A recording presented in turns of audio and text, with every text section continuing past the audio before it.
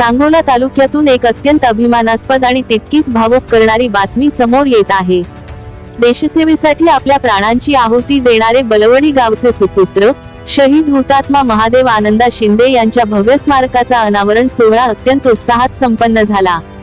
सोलापूर जिल्ह्याचे पालकमंत्री नामदार जयकुमार गोरे यांच्या शुभ हस्ते या देखण्या स्मारकाचे लोकार्पण करण्यात आले।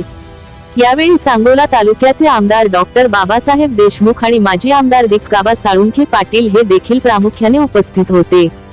शहीद महादेव शिंदे यांचे शौर्य, त्यांचा अतुलनीय त्याग आणि पराक्रमाची गाथा येणाऱ्या युवा पिढीला सतत देशभक्तीची प्रेरणा देत राहो, याच पवित्र भावनेतून बलवडी येथे हे भव्य स्मारक उभारण्यात आले आहे।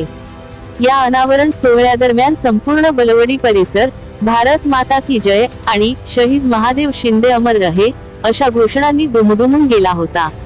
पालकमंत्री जयकुमार गोरे, आमदार डॉक्टर बाबासाहेब देशमुख आणि माजी आमदार दीपकाबा साळुंखे पाटील यांनी स्मारकाचे अनावरण करून हुतात्म्याच्या स्मृतीस विनम्र अभिवादन केले। यावेळी उपस्थित नेत्यांनी शहीद शिंदे यांच्या कुटुंबियांच्या त्यागाचा गौरव केला आणि हे स्मारक सांगोला तालुक्यासाठी स्वाभिमानाचे आणि प्रेरणेचे प्रतीक ठरेल असा विश्वास व्यक्त केला।